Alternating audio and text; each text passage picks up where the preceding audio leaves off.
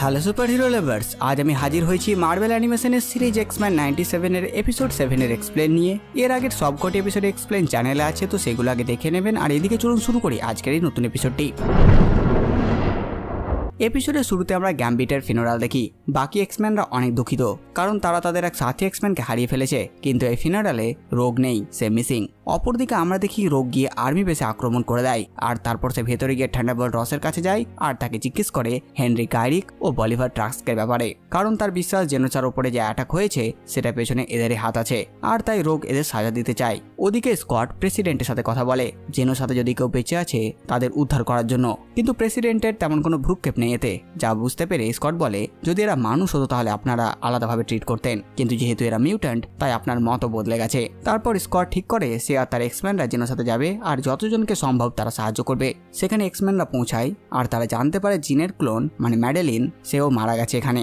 অপরদিকে লোক বলিভার ও হেনরিকে খুঁজতে খুঁজতে এক জায়গায় ক্যাপ্টেন আমেরিকাকে পায়। সেখানে ক্যাপ্টেন রোগকে জানায় গাইরিককে মেক্সিকোতে নিয়ে যাওয়া হয়েছে। সাথে সাথে সে রোগকে এটাও বলে তুমি রাগের মাথায় এমন কিছু করো না যেটা ইলিগাল। রোগ ক্যাপ্টেনের সাহায্য চায়, কারণ ক্যাপ্টেন সততার প্রতীক। সে যা কিছুই করবে মানুষজন সেটা দেখবে, বোঝার চেষ্টা করবে, কারণ সে ক্যাপ্টেন আমেরিকা। কিন্তু ক্যাপ্টেন জানায় সে এখন কিছু করতে পারবে না, কারণ তার হাত বাঁধা, মানে সে সরকারের বিরুদ্ধে যেতে পারবে না, আর সরকার তাকে কিছু করার অর্ডার দেয়নি। যা শুনে রোগ রেগে যায় আর ক্যাপ্টেনের সিলটি নিয়ে অনেক দূরে ছুড়ে ফেলে দেয়। অপরদিকে এক্সম্যানরা যতজনকে পারছে সাহায্য করছে। এখানে জুবিলি রবার্টোকে জিজ্ঞেস করে যে সে তার বাড়িতে জানিয়েছে কিনা যে সে ঠিক আছে। এখানে আমরা জানতে পারি রবার্টো তার বাড়িতে জানায়নি যে সে একজন মিউট্যান্ট, আর সে মিউট্যান্টদের সাথে থাকে। সে জানিয়েছে সে ঘুরতে গেছে। বিস্টো অনেক দুঃখিত, তার খালি বারবার মনে হতে লাগে ম্যাগনিটোই সঠিক ছিল, মানুষরা এইসবের জন্য দায়ী, আর তাই কোনো মানুষই আজ মিউট্যান্টদের সাহায্য করতে আসেনি। অপরদিকে রোগ গিয়ে দেখে গাইরিক একটি 5 স্টার হোটেলে আরামে দিন কাটাচ্ছে। সেখানে রোগ প্রবেশ করে গার্ডদের মারতে মারতে আর গাইরিককে বলিভার টাস্কের ব্যাপারে জিজ্ঞেস করে। গাইরিক জানায় সে টাস্কের ব্যাপারে কিছু জানে না। তখন রোগ নিজের হাতের গ্লাভস খুলে গাইরিককে ছুঁয়ে ফেলে আর তাকে টর্চার করে, আর এই সময় হঠাৎ রোগ কিছু অনুভব করে। অপরদিকে জিনের সাথে স্কট ও জিন বাকি মিউট্যান্টদের খুঁজতে শুরু করে যে কেউ ধ্বংসাবশেষের নিচে চাপা পড়ে আছে কিনা। তখন জিন এখানে ফিল করে যারা মারা গেছে তারা শেষ মুহূর্তে যেটা ফিল করেছিল সেটা। সেখানে তারা এমা ফ্রস্টকে আহত অবস্থায় উদ্ধার করে, কিন্তু ম্যাডেলিনের ডেড বডি এখনো পাওয়া যায়নি। এরপর এক্সম্যানরা বলিভার টাস্কের একটি কল পায়। সে এইসব কিছুর পেছনে তার হাত নেই এটা তাদের জানায়, আর তাদের সবাইকে ম্যাড্রিপুরে ডাকে এইসবের পেছনে কে আছে সেটা জানাবার জন্য। আর সে বলে এইসবের পেছনে মিস্টার সিনিস্টার আছে। ওদিকে জুবিলি রবার্টের সাথে গিয়ে তার বাড়ি পৌঁছায়। তার বাড়ি দেখে জুবিলি অবাক, কারণ রবার্টো অনেক বড়লোক বাড়ির ছেলে।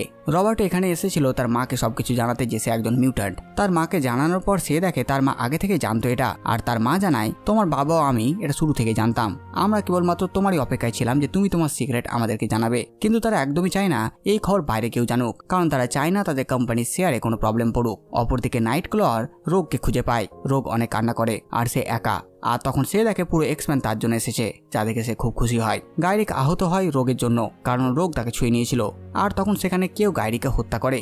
ওদিকে এক্সম্যান গিয়ে পৌঁছায় ম্যাড্রিপুর, আর তারা দেখে বলিভার ট্রাস্ক আত্মহত্যা করতে যাচ্ছে। আর সে বিল্ডিং থেকে লাফানোর আগে এক্সম্যানদের জানিয়ে যায় যে মিস্টার সিনিস্টার আরো অ্যাডভান্স সেন্টিনেল বানাচ্ছে, আর সে লাফিয়ে যায়। কিন্তু রোগ তাকে ধরে নেয় আর তাকে আরো কিছু তথ্যের জন্য জিজ্ঞেস করে। তখন ট্রাস্ক বলে সে যা জানতো বলে দিয়েছে। তখন রোগ তাকে ছেড়ে দেয় আর সে উঁচু বিল্ডিং থেকে নিচে পড়ে মারা যায়। এক্সম্যানরা এই দেখে অবাক যে রোগ এটা কি করলো, সে একজনের প্রাণ নিয়ে নিয়েছে। হঠাৎ তখন সেখানে একটা জোরদার ব্লাস্ট হয়, আর তখন এক্সম্যানরা দেখে তাদের সামনে বলিভার ট্রাস্ক, যে মরার আগে নিজের উপর নিশ্চয়ই কিছু এক্সপেরিমেন্ট করেছিল, ফলে মরার পর সে একজন জলজান্ত মানুষরূপী সেন্টিনেল হয়ে গেছে, আর সে এক্সম্যানদের উপর আক্রমণ শুরু করে দেয়। আর এমন করেছে মিস্টার সিনিস্টার মৃত মানুষদের সেন্টিনেল বানাচ্ছে। সেখানে মর্ফ কুইক সিলভারের রূপ নেয় আর দৌড়ে গিয়ে আক্রমণ করে বলিভারের ওপর, কিন্তু বলিভার একাই পুরো এক্সম্যানদের হারাতে শুরু করে, আর তারপর সাইক্লপের উপর আক্রমণ করে। তখন সেখানে কেবল আসে আর সাইক্লপকে বাঁচায়, যে আসলে সাইক্লপের ছেলে, সে ন্যাথান ভবিষ্যৎ থেকে এসেছে। জিন সাইক্লপকে জানাতে যায় যে কেবলই তাদের ছেলে, কিন্তু কেবল এইসব নিষেধ করে, বলে তাদের কাছে বেশি সময় নেই। আর সেই জানায় মিস্টার সিনিস্টার এখানে একজনের জন্য কাজ করছে, আর তাই আমাদের তাকে থামাতে হবে, নইলে পুরো ভবিষ্যতে নষ্ট হয়ে যাবে। তখন আমরা দেখি এই সব কিছুর পেছনে যে মাস্টার প্ল্যান করেছে তাকে, আর সে প্রফেসর এক্সের উপরে নজর রেখেছে। আর প্রফেসর এক্স এখানে আছে মানে সেই সিআরএম পেয়ার তাদের টেকনোলজির সাহায্যে সে এমনটা করেছে, আর তার নাম হচ্ছে ব্যাস্টিয়ন। আর সে মিস্টার সিনিস্টারকে জানায় যে প্রফেসর এক্স বেঁচে আছে। এরপর আমরা দেখি ম্যাগনিটো বেঁচে আছে, আর তাকে ব্যাস্টিয়ন ধরে এনেছে আর বন্দি করেছে। আর এখানেই এই এপিসোডটি শেষ হয়ে যায়। তো বাস বন্ধুরা, এই ভিডিও দেওয়ার সাথেটুকুই। আপনারা কমেন্ট করে জানান ভিডিও আমাদের কেমন লাগলো। সাথে সাথে আমার এই কাজ যেটা আপনাদের ভালো লাগে ভিডিওটি লাইক চ্যানেল সাবস্ক্রাইব করে দেবেন। তো আমি আসতে পারি নতুন ভিডিও নিয়ে। আমি প্রিন্স সালমান, আপনারা দেখছিলেন বাংলা মুভিজ।